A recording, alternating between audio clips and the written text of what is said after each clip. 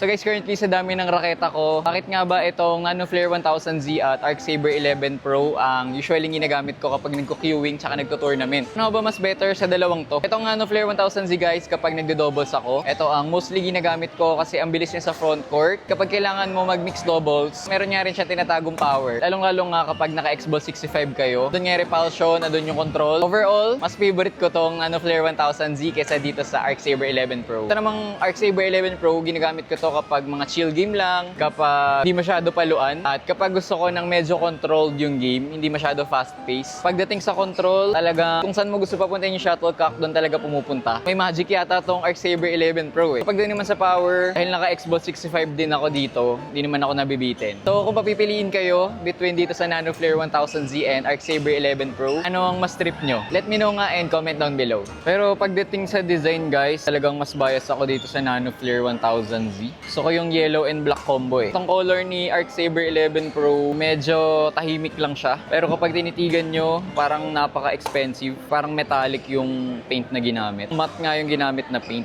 Angas.